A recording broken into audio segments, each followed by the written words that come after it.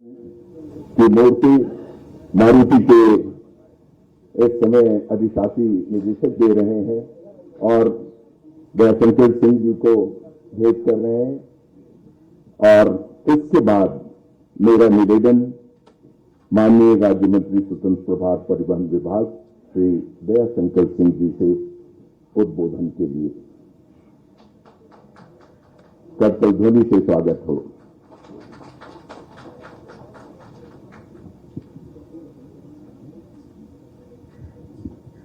आज परिवहन विभाग द्वारा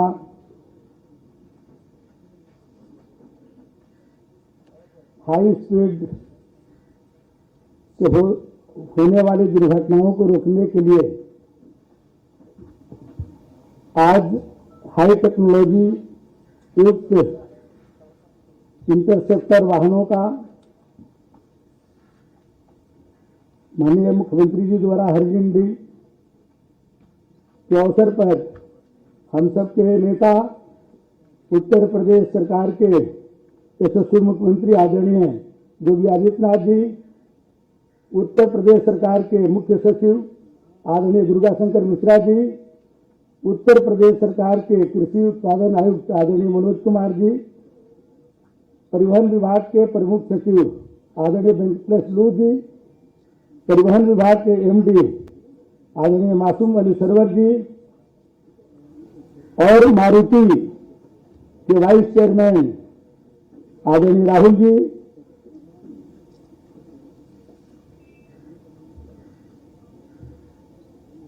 एडीजी पालसन साहब, यहां उपस्थित सभी अधिकारीगण, सामने बैठे हुए सभी सम्मानित पत्रकार बंधुओं, विभाग के सभी अधिकारीगण, कर्मचारीगण, उपस्थित सभी सम्मानित नागरिक बंधुओं, आज है मारुति सुजुकी के साथ यहां पर वह 5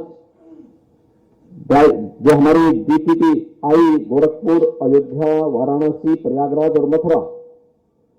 इसके टेस्टिंग ट्रैक का ऑटोमेशन, वीडियो एनालिटिक्स, बेस्ड कैमरे के माध्यम से किए जाने का जो प्रस्ताव किया गया है, उस कार्यक्रम को परिवहन विभाग के साथ मिलकर के मारुति सुजुकी के मध्य यह एमओयू 7 वर्ष के लिए आज यहां पे हस्ताक्षरित भी किया गया है, जिसमें प्रति इंस्टीट्यूट लगभग CSR से 2 करोड़ रुपए मारुति सुजुकी के द्वारा लगाया जाएगा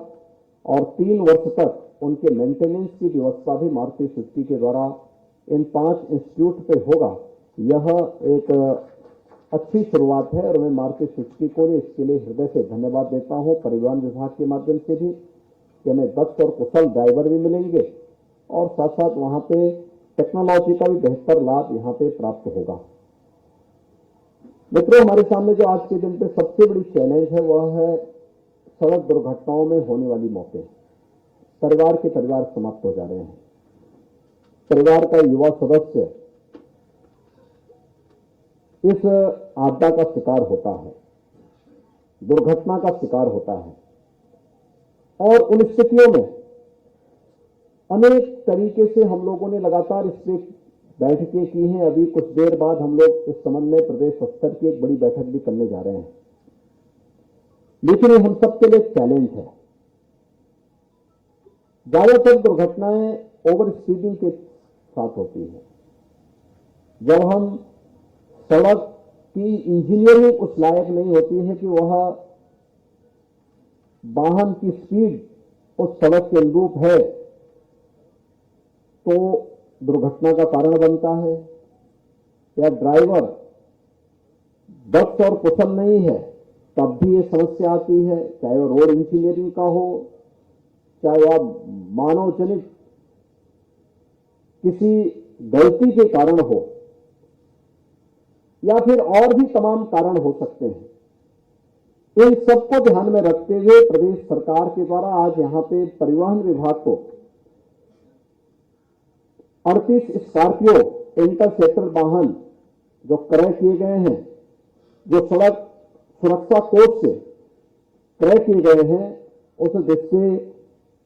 इस इंटरसेप्टर वाहन में आर्टिफिशियल इंटेलिजेंस युक्त ये स्पीड लेजर गन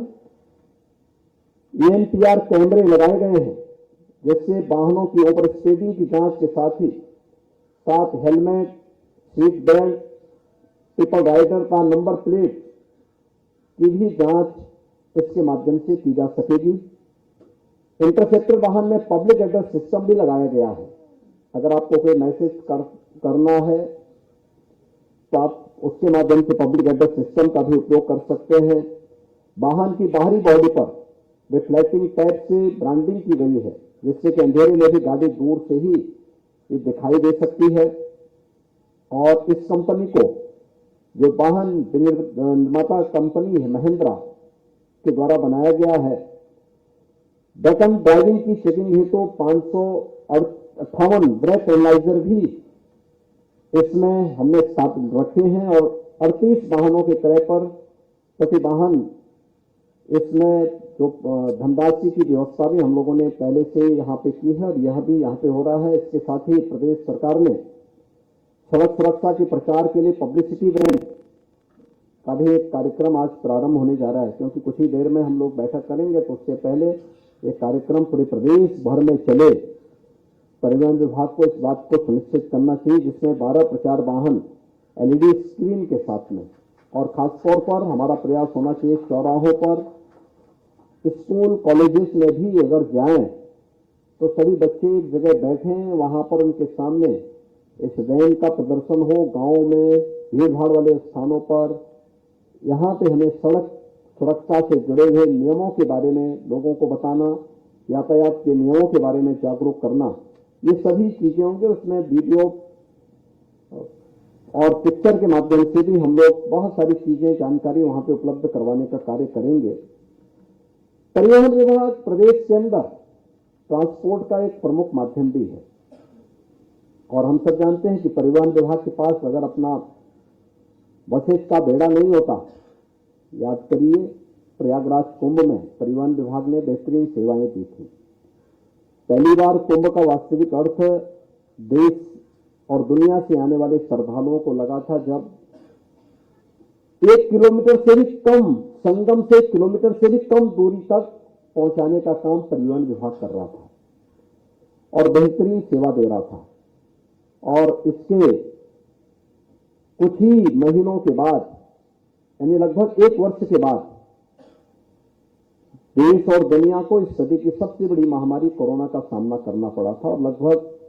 40 लाख कामगार और श्रमिक उत्तर प्रदेश के और 60 लाख कामगार और श्रमिक अन्य प्रदेशों के, इन्हें उनके गंतव्य तक पहुंचाने के लिए उस समय परिवहन निगम ने जो सेवा की थी, परिवहन विभाग के वाहनों से जो सेवा हुई थी,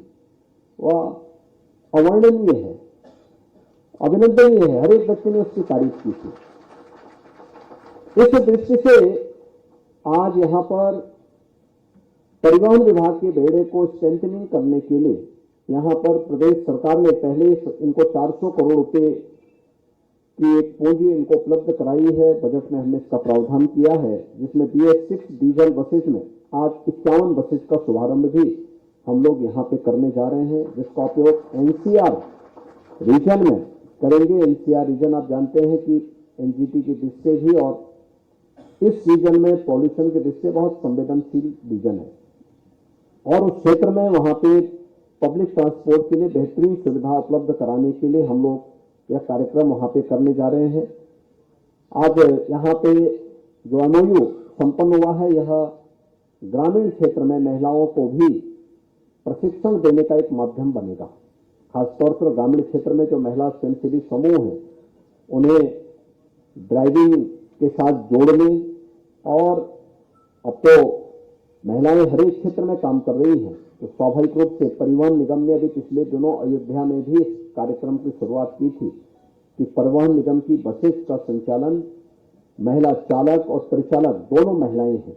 यह भी हम लोगों ने बहुत सारी जगह देखी है। ये सभी कार्यक्रम आज यहाँ पर उनके प्रशिक्षण के कार्यक्रम, जिससे रोजगार के सृजन के लिए संभावनाएं बनेंगी। इन सभी संभावनाओं को मूर्त रूप देने के लिए आज ये कार्यक्रम यहाँ पर किया जा रहा है, चाहे वह रोजगार से जुड़ा हुआ हो, चाहे वह कार्बन एमिशन को प्रधानमंत्री जी की मंशा के अनुरूप, उनके विजन के अनुरूप आगामी कुछ वर्षों का लक्ष्य लेकर के हम इसे जीरो तक पहुंचाने की लक्ष्य दिशा में कार्य कर सकें, उस दिशा से अपने नागरिक कर्तव्यों का निर्वहन करते हुए हर व्यक्ति अपना योगदान दे रहा है। आपने देखा होगा हर एक व्यक्ति ने वाहन खरीदे हैं, सरकार उसमें सब्सिडी भी उपलब्ध करा रही है और सब्सिडी का साथ उनको रजिस्ट्रेशन में भी छूट मिल रही है, साथ साथ सरकार के द्वारा सब्सिडी भी उनको उपलब्ध करा जा रही है। ऐसे ही हम लोग स्कूल बसेस के लिए भी कर रहे हैं। मैंने तो परिवहन विभाग से कहा है कि आप एक ओपन पॉलिसी निकालिए, निकाल करके प्रदेश भर के जितने भी युवा ट्रांसपोर्ट के क्षेत्र में आना चाहते हैं, मेरा अनुमान है उत्तर प्रदेश के अंदर 1 लाख इलेक्ट्रिक बसेस की आवश्यकता है आज के दिन पे। और अगर इसे हम गांव-गांव को जोड़ दें तो 1 लाख अतिरिक्त बसेस की आवश्यकता है।